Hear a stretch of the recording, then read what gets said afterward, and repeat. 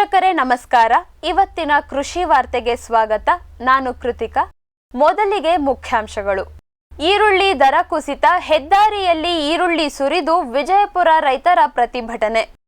ಚಿಕ್ಕಬಳ್ಳಾಪುರದಲ್ಲಿ ಕುಸುಮ್ ಸಿ ಯೋಜನೆಗೆ ಚಾಲನೆ, ಇಂಧನ ಸಚಿವ ಕೆಜೆ ಜಾರ್ಜ್. ಭಾರತ ಅಮೆರಿಕ ಕೃಷಿ ವ್ಯಾಪಾರಕ್ಕೆ ನೀತಿ ಆಯೋಗದ ದ್ವಿಮುಖಿ ಸೂತ್ರ. ಕಾಶ್ಮೀರದಿಂದ ಮುಂಬೈಗೆ ಚೆರ್ರಿ ಸಾಗಣೆಗೆ ರೈಲು ವ್ಯವಸ್ಥೆ, ರೈತರಿಗೆ ಲಾಭ. ಕೇರಾ ಯೋಜನೆ ಒಪ್ಪಂದಕ್ಕೆ ಸಹಿ ಹಾಕಿದ ರಬ್ಬರ್ ಮಂಡಳಿ ಮತ್ತು ಮಸಾಲೆ ಮಂಡಳಿ. ಕಬ್ಬಿನ ಇಳುವರಿ ಹೆಚ್ಚಾದರೂ ಎಥೆನಾಲ್ ಉತ್ಪಾದನೆ ಕಡಿಮೆಯಾಗಲಿದೆ ಎಂದ ವರದಿ. ಇದೀಗ ವಾರ್ತೆಗಳ ವಿವರ. ಈರುಳ್ಳಿ ದರ ಕುಸಿತ, ಹೆದ್ದಾರಿಯಲ್ಲಿ ಈರುಳ್ಳಿ ಸುರಿದು ವಿಜಯಪುರ ರೈತರ ಪ್ರತಿಭಟನೆ.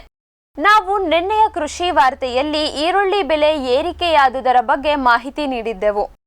ಈ ವರದಿ ಮಹಾರಾಷ್ಟ್ರದ ಲಸಲ್ಗಾಂವ್ ಮಾರುಕಟ್ಟೆಯದ್ದಾಗಿತ್ತು. ಆದರೆ ಕರ್ನಾಟಕದ ವಿಜಯಪುರದಲ್ಲಿ ಉಳ್ಳಾಗಡ್ಡಿಯ ಬೆಲೆ ತೀವ್ರ ಕುಸಿತ ಕಂಡಿದೆ. ಈ ಹಿನ್ನೆಲೆ ವಿಜಯಪುರ ಜಿಲ್ಲೆಯ ಕೊಲ್ಹಾರ ತಾಲೂಕಿನ ಕುಪ್ಪಕಡ್ಡಿ ಕ್ರಾಸ್ ಬಳಿ ರಾಷ್ಟ್ರೀಯ ಹೆದ್ದಾರಿಯಲ್ಲಿ ರೈತರು ಈರುಳ್ಳಿ ಸುರಿದು ಪ್ರತಿಭಟನೆ ಮಾಡಿದ್ದಾರೆ. ಉತ್ತಮ ಗುಣಮಟ್ಟದ ಈರುಳ್ಳಿ ಕ್ವಿಂಟಾಲ್ಗೆ ಕೇವಲ 200 ರೂಪಾಯಿಗೆ ಹರಾಜಾಗುತ್ತಿದೆ. ಕಡಿಮೆ ದರಕ್ಕೆ ಹರಾಜಾದ ಕಾರಣ ಈರುಳ್ಳಿ ಬೆಳೆಗಾರರು ತೀವ್ರ ಅಸಮಾಧಾನ ವ್ಯಕ್ತಪಡಿಸಿದ್ದಾರೆ. ರಾಷ್ಟ್ರೀಯ ಹೆದ್ದಾರಿ ಮೇಲೆ ಈರುಳ್ಳಿ ಸುರಿದು ಮಲ್ಲಿಕಾರ್ಜುನ ಬೋಲಗೊಂಡ ಎಂಬ ರೈತ ಬಿದ್ದು ಹೊರಳಾಡಿದ್ದಾರೆ. ಇದೇ ಈರುಳ್ಳಿ ಬಾಗಲಕೋಟೆಯಲ್ಲಿ ಕ್ವಿಂಟಾಲ್ಗೆ 1,000 ರೂಪಾಯಿಗೆ ಮಾರಾಟವಾಗಿತ್ತು. ಡಿಎಪಿ ರಸಗೊಬ್ಬರ 1,200 ರೂಪಾಯಿ, ಯೂರಿಯಾ 300 ರೂಪಾಯಿ ಇದೆ. ನಾವು ಕಷ್ಟಪಟ್ಟು ಬೆಳೆದ ಈರುಳ್ಳಿಗೆ ಕೇವಲ 200 ರೂಪಾಯಿ ಯಾಕೆಂದು ಪ್ರಶ್ನೆ ಮಾಡಿದ್ದಾರೆ. ಸಿಎಂ ಸಿದ್ದರಾಮಯ್ಯ ಈ ಕುರಿತು ಗಮನಹರಿಸಬೇಕೆಂದು ಆಕ್ರೋಶ ವ್ಯಕ್ತಪಡಿಸಿದ್ದಾರೆ. ಚಿಕ್ಕಬಳ್ಳಾಪುರದಲ್ಲಿ ಕುಸುಮ್ ಸಿ ಯೋಜನೆಗೆ ಚಾಲನೆ, ಇಂಧನ ಸಚಿವ ಕೆಜೆ ಜಾರ್ಜ್.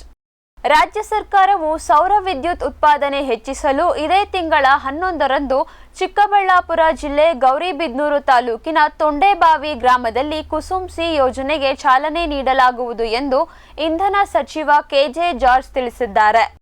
ಕುಸುಮ್ ಸಿ ಪ್ರಧಾನಮಂತ್ರಿ ಕಿಸಾನ್ ಊರ್ಜಾ ಸುರಕ್ಷಾ ಏವಂ ಉತ್ಥಾನ್ ಮಹಾಭಿಯಾನದ ಯೋಜನೆಯ ಒಂದು ಅಂಶವಾಗಿದೆ. ಇದು ಅಸ್ತಿತ್ವದಲ್ಲಿರುವ ಗ್ರಿಡ್ ಸಂಪರ್ಕಿತ ಕೃಷಿ ಪಂಪ್ಗಳನ್ನು ಸೌರೀಕರಣಗೊಳಿಸಲು ಅನುವು ಮಾಡಿಕೊಡುತ್ತದೆ. ಇದರಿಂದ ರೈತರು ವಿದ್ಯುತ್ ಮೇಲಿನ ಅವಲಂಬನೆಯನ್ನು ಕಡಿಮೆ ಮಾಡುವ ಮತ್ತು ವಿದ್ಯುತ್ ವಿತರಣಾ ಕಂಪನಿಗಳಿಗೆ ಹೆಚ್ಚುವರಿ ಸೌರಶಕ್ತಿಯನ್ನು ಮಾರಾಟ ಮಾಡುವ ಮೂಲಕ ಹೆಚ್ಚುವರಿ ಆದಾಯವನ್ನು ಗಳಿಸುವ ಗುರಿಯನ್ನು ಹೊಂದಿದೆ. ಇದು ವೈಯಕ್ತಿಕ ಪಂಪ್ ಮಟ್ಟದ ಸೌರೀಕರಣ ಮತ್ತು ಫೀಡರ್ ಮಟ್ಟದ ಸೌರೀಕರಣ ಎರಡನ್ನೂ ಬೆಂಬಲಿಸುತ್ತದೆ. ಒಂದೇ ಸೌರ ವಿದ್ಯುತ್ ಸ್ಥಾವರವು ಬಹುಪಂಪ್ಗಳಿಗೆ ಶಕ್ತಿ ನೀಡುತ್ತದೆ.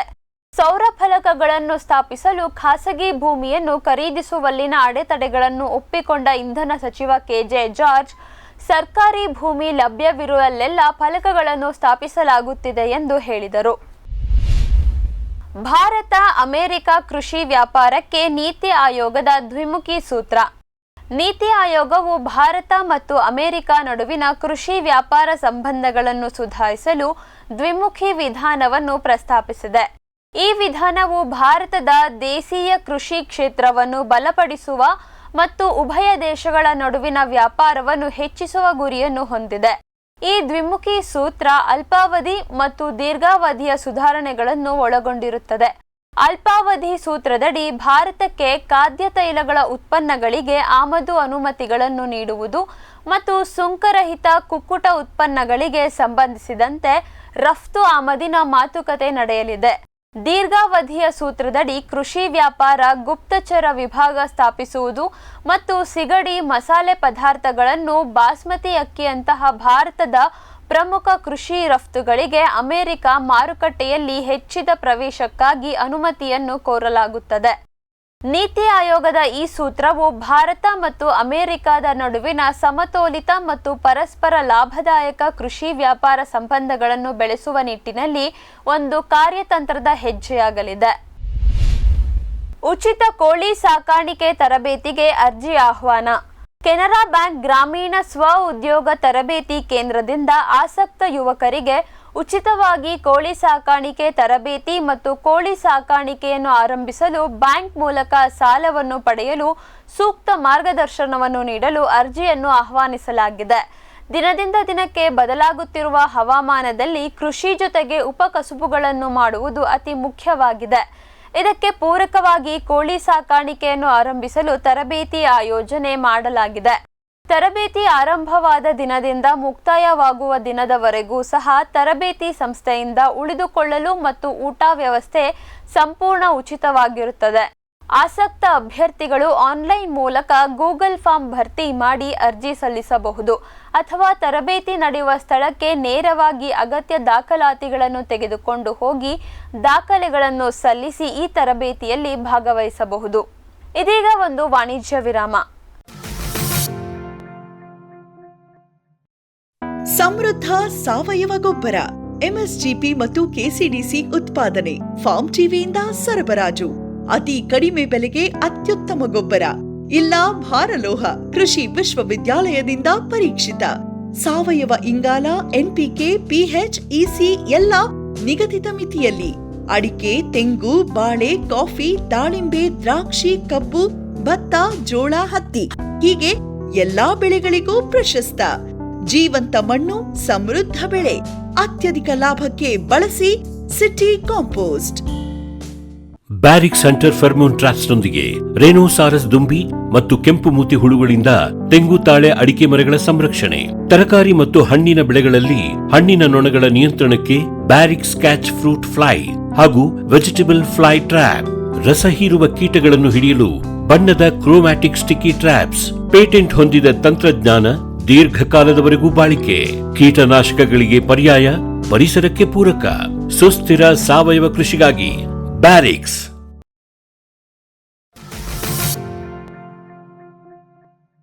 ವಿರಾಮದ ನಂತರ ಮತ್ತೆ ಕೃಷಿ ವಾರ್ತೆಗೆ ಸ್ವಾಗತ.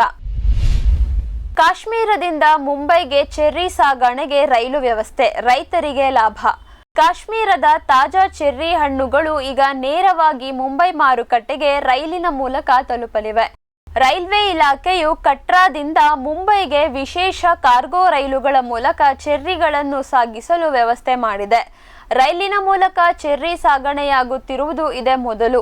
ಇದು ಸಣ್ಣ ರೈತರಿಗೆ ಹಾಗೂ ವಿಶೇಷವಾಗಿ ವಾಯು ಸಾಗಣೆಯನ್ನು ಅವಲಂಬಿಸಿದ್ದವರಿಗೆ ದೊಡ್ಡ ನೆರವು ನೀಡುತ್ತದೆ. ಈ ರೈಲು ಸೇವೆ ಕೇವಲ 30 ರಿಂದ 33 ಗಂಟೆಗಳಲ್ಲಿ ಮುಂಬೈ ತಲುಪಲಿದ್ದು, ರಸ್ತೆ ಸಾರಿಗೆಗಿಂತ ಕಡಿಮೆ ಸಮಯ ತೆಗೆದುಕೊಳ್ಳುತ್ತದೆ. ಇದರಿಂದ ಸಾಗಣೆ ವೆಚ್ಚ 75% ಕಡಿಮೆಯಾಗುವ ನಿರೀಕ್ಷೆ ಇದೆ. ಈ ಹೊಸ ಸಾಗಣೆ ವ್ಯವಸ್ಥೆಯಿಂದಾಗಿ ರೈತರು ಬೇಗ ಹಾಳಾಗುವ ಉತ್ಪನ್ನಗಳನ್ನು ಕಡಿಮೆ ಸಮಯದಲ್ಲಿ ಮತ್ತು ಕಡಿಮೆ ವೆಚ್ಚದಲ್ಲಿ ದೊಡ್ಡ ಮಾರುಕಟ್ಟೆಗಳಿಗೆ ತಲುಪಿಸಲು ಸಾಧ್ಯವಾಗುತ್ತದೆ. ಸದ್ಯ ಕಾಶ್ಮೀರದ ವಿವಿಧ ಭಾಗಗಳಿಂದ ಚೆರ್ರಿಗಳನ್ನು ಟ್ರಕ್ಗಳ ಮೂಲಕ ಕಟ್ರಾ ರೈಲು ನಿಲ್ದಾಣಕ್ಕೆ ತಂದು ಅಲ್ಲಿಂದ ರೈಲಿಗೆ ಲೋಡ್ ಮಾಡಲಾಗುತ್ತಿದೆ. ಭವಿಷ್ಯದಲ್ಲಿ ನೇರ ರೈಲು ಸಂಪರ್ಕದಿಂದಾಗಿ ಕಾಶ್ಮೀರ ಕಣಿವೆಯಿಂದಲೇ ನೇರವಾಗಿ ಸಾಗಣೆಗೆ ಅನುಕೂಲವಾಗಲಿದೆ. ಕೇರಾ ಯೋಜನೆ ಒಪ್ಪಂದಕ್ಕೆ ಸಹಿ ಹಾಕಿದ ರಬ್ಬರ್ ಮಂಡಳಿ ಮತ್ತು ಮಸಾಲೆ ಮಂಡಳಿ. ವಿಶ್ವ ಬ್ಯಾಂಕ್ ನೆರವಿನ ಕೇರಳ ಹವಾಮಾನ ಸ್ಥಿತಿಸ್ಥಾಪಕ ಕೃಷಿ ಮೌಲ್ಯ ಸರಪಳಿ ಆಧುನೀಕರಣ ಯೋಜನೆಗೆ ರಬ್ಬರ್ ಮಂಡಳಿ ಮತ್ತು ಕೃಷಿ ಅಭಿವೃದ್ಧಿ ಹಾಗೂ ರೈತರ ಕಲ್ಯಾಣ ಇಲಾಖೆ ಒಪ್ಪಂದಕ್ಕೆ ಸಹಿ ಹಾಕಿವೆ. ಇದೇ ಸಮಾರಂಭದಲ್ಲಿ ಕೇರಾ ಯೋಜನೆಗಾಗಿ ಮಸಾಲೆ ಮಂಡಳಿಯ ನಿರ್ದೇಶಕಿ ರೇಮಾಶ್ರೀ ಎಬಿ ಅವರು ಕೂಡ ಒಪ್ಪಂದಕ್ಕೆ ಸಹಿ ಹಾಕಿದರು. ಈ ಯೋಜನೆ 2025 ರಿಂದ 2029ರವರೆಗೆ ಜಾರಿಯಲ್ಲಿರುತ್ತದೆ. ಈ ಯೋಜನೆಯಡಿ ರಬ್ಬರ್ ಮತ್ತು ಏಲಕ್ಕಿ ಕೃಷಿಯಲ್ಲಿ ತೊಡಗಿರುವ ರೈತರು ಆರ್ಥಿಕ ನೆರವು ಪಡೆಯಲಿದ್ದಾರೆ. ರಬ್ಬರ್ ಕೃಷಿಗೆ ಪ್ರತಿ ಹೆಕ್ಟೇರಿಗೂ 75,000 ರೂಪಾಯಿ ಮತ್ತು ಗರಿಷ್ಠ 2 ಹೆಕ್ಟೇರ್ಗೆ ತಲಾ 1 ಲಕ್ಷ ರೂಪಾಯಿ ಲಭ್ಯವಿರುತ್ತದೆ.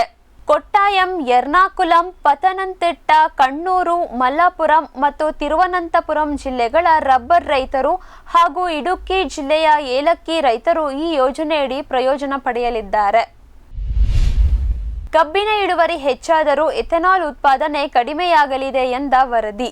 ಸಕ್ಕರೆ ಉದ್ಯಮವು ಎಥೆನಾಲ್ ಉತ್ಪಾದನೆ ಮತ್ತು ಮಾರಾಟ ಮಾಡುವುದು ಕಡಿಮೆ ಲಾಭದಾಯಕ ಎಂದು ಅಭಿಪ್ರಾಯಪಟ್ಟಿದೆ.